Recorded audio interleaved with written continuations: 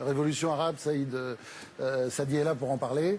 Alors, vous êtes donc le président du Rassemblement pour la culture et la démocratie, parti d'opposition algérien, disons la légende de l'opposition, comme je le disais tout à l'heure. Et alors, attention, ça a une durée de vie très courte chez nous, les légendes. Vous êtes juste ce soir pour nous, et vous allez repartir demain matin à la première heure pour retrouver vos amis opposants algériens pour une manifestation. Alors, c'était pas terrible la semaine dernière, samedi dernier. Hein. Apparemment, il y avait plus de policiers que de manifestants, non?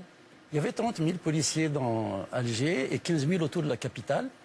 C'était pas une opération de police, c'était une opération militaire. Hein. Les trains étaient arrêtés, les bus étaient interdits d'accès à la capitale, les sites universitaires étaient encerclés. Nous étions effectivement à la place du 1er mai 4 000 à 5 000, mais dans un quartier tout à côté, où a grandi Camus d'ailleurs, quartier populaire silonais qui s'appelle Belcourt, il y avait autant, dans un quartier d'Irmadania, il y en avait autant. Alors le défi maintenant, ça va être de casser ce cloisonnement avec ces troupes de police pour voir exactement qui pèse quoi. Alors moi je veux bien que Bouteflika dise que l'opposition ne pèse pas grand-chose, mais quand on revendique 90% de l'électorat algérien, de quoi a-t-on peur? Pourquoi ne laisse-t-on pas cette petite minorité? On verra bien qui pèse quoi. Depuis janvier, ça a été dit, il y a 30 Algériens qui sont immolés par le feu, 4 sont morts. Mais quand même, on a l'impression que on est très loin des mouvements de foule de Tunisie ou d'Égypte. Comment expliquez-vous ça? Est-ce que c'est pas aussi la peur de ce qui s'est passé dans les années 90, la peur d'un retour de guerre civile, une guerre civile qui a fait 150 000 morts? Alors, il y a cette spéculation de la part du pouvoir. Incontestablement, on joue sur ce qui s'est passé pour dire que c'est fini, les Algériens sont brisés, pour en plus redresser la tête. Je crois que le pouvoir se trompe lourdement. Cette gérontocratie qui tourne en bulle, en circuit fermé depuis 50 ans, n'a plus aucune connexion avec la société. Il y a eu plus de 9 700 émeutes d'ampleur inégale pour la seule année 2010.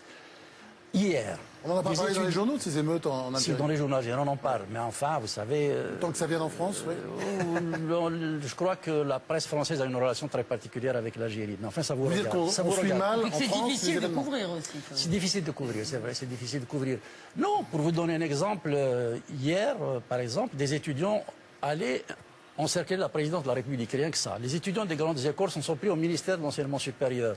Dans le sud, les champs pétroliers de Hassim Saoud, c'est des chômeurs qui ont arrêté toute l'administration. L'université de la Roua sur les hauts plateaux est maintenant fermée. À Annaba, la frontière tunisienne, il y a eu des émeutes catastrophiques il y a 4 jours de cela. À Oran, à 400 km à l'ouest d'Alger, du côté de la frontière marocaine, il y a eu une manifestation qui a été très durement réprimée. Alors on ne voit pas tout ça. Nous avons un double défi. Le premier, c'est de ne pas tomber dans la stratégie de l'émeute dans laquelle veut nous entraîner le pouvoir. Il y a eu des émeutes au mois de janvier, il y a eu 8 morts. Évidemment, là, le pouvoir dit, voilà, c'est la casse, nous sommes obligés d'intervenir, on rétablit l'ordre public. Nous avons mis en place une coordination nationale pour le changement et la démocratie. Il y a des partis politiques, il y a des syndicats autonomes, il y a des journalistes indépendants, il y a des associations de femmes, il y a la Ligue algérienne des droits de l'homme, pour donner du sens à ce qui est une véritable revendication populaire, chronique, plus profonde qu'en Tunisie ou en Égypte, parce que les Algériens savent que leur pays est riche et qu'il n'y a aucune raison que l'Algérien soit pauvre. Il y a du pétrole, il y a du gaz. Et du reste. Oui.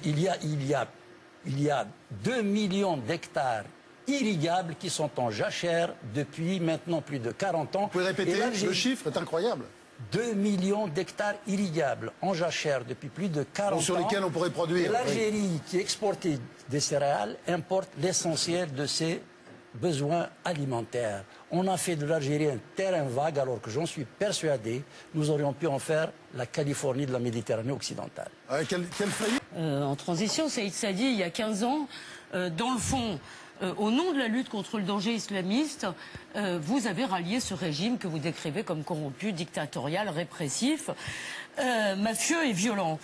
Aujourd'hui, on nous explique, et sans doute à raison, que cette alternative entre les barbus et les militaires, finalement, elle n'était pas fondée et qu'on s'en est surtout servi pour nous faire soutenir des régimes corrompus. Alors est-ce que vous, et d'ailleurs la semaine dernière, je crois qu'Ali Belhadj, un des dirigeants du FIS, était dans la même manifestation que vous. Du Front islamique, hein. Du Front islamique de salut, pardon. C'est un des intégristes algériens. Voilà. Et est-ce que vous, dans le fond, vous regrettez d'avoir fait alliance avec ce régime qui est toujours le même en 92. C'est pas une question maligne, si vous voulez. Non, non, mais je vous entends, vous faites bien de voilà. la poser. Non, d'abord, on ne s'est pas rallié au régime, Elisabeth. Lorsque vous avez un mouvement insurrectionnel armé qui vous dit ceci, je prends le pouvoir, il n'y a plus de démocratie. Parce que c'est la parole de Dieu. Vous pouvez vous retrouver sur les mêmes positions que vos adversaires. Moi, l'armée algérienne m'a torturé à 5 reprises. Je n'ai aucune raison ni de me rapprocher d'elle, ni de souhaiter qu'elle reste. Et j'ai consacré toute ma vie à faire en sorte qu'elle sorte de la scène politique. Je crois d'ailleurs que depuis, les islamistes algériens ont évolué à voir. Et je dois à la vérité de dire... Vous avez moins peur aujourd'hui d'eux qu'hier? Non, l'islamisme, le pouvoir joue de cela. Si on ne reste pas sur place, c'est l'islamisme ou le chaos. Le chaos, on l'a. Et plutôt 2 fois qu'une. Hein. Ils savent faire.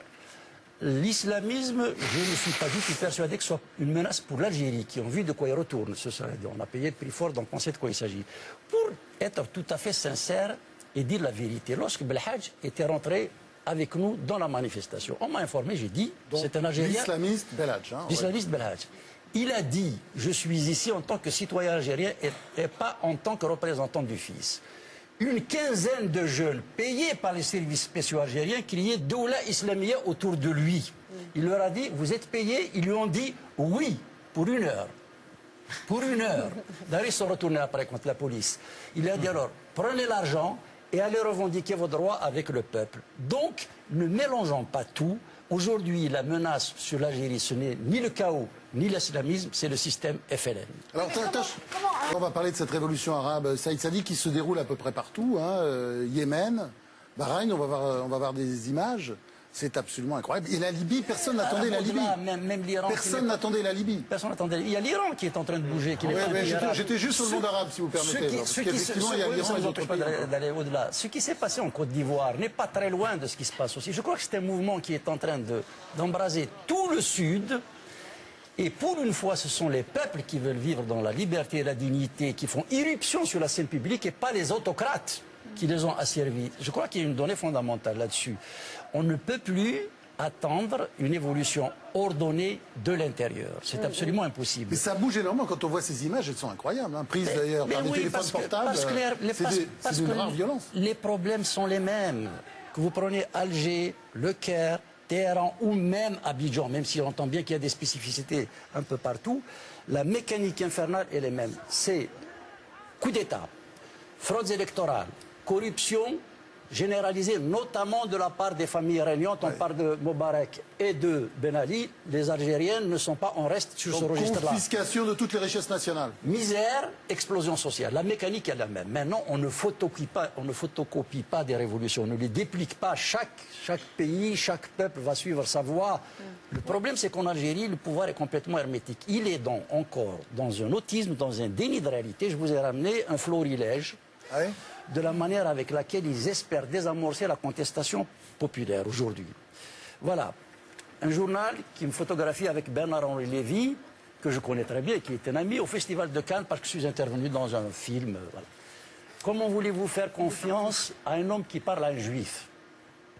Et ça marche dans la population? Attends, je vais arriver. Voilà une interview que je n'ai jamais donnée de ma vie. Le CRIF m'a assuré du soutien d'Israël. Jamais donné de ma vie. Voilà la une des journaux d'hier. Saïd Sadi va à Paris, je ne suis pas venu vous voir, ou alors vous serez président de la République. Je suis venu voir mes chefs pour m'instruire sur ce que je dois faire dans mon pays. Ali Yahya, qui est des tout premiers militants du mouvement national, c'est un des fondateurs du syndicalisme algérien, il serait piloté par la France. Le responsable du syndicat autonome dans l'administration qui est majoritaire et qui fait partie de cette coordination est financé par les juifs au BIT. Plus personne ne les croit. Mais ils sont encore... Ouais, ça rappelle beaucoup les bêtises du temps du stalinisme, mais c'était il y a très longtemps. Ouais. Sous-développé, c'est du stalinisme Oui, sous-développé. Comment ils peuvent vous croire, vous, ces jeunes en Algérie? Vous dites la rébellion peut venir du peuple. En Algérie, 3/4 de la population a moins de 30 ans. Comment ces jeunes peuvent vous croire, vous qui avez fait partie, ce que disait Elisabeth, du gouvernement Bouteflika? Non mais attendez, ça c'est très facile, c'est très bien de rappeler, parce que moi, lorsque j'ai dit à Bouteflika, vous voulez élargir le spectre pour la reconstruction nationale. Je vous attends au tournant. Tant que vous n'aurez pas parlé de la réforme de l'éducation, de la justice, du statut de la femme, nous ne marcherons pas.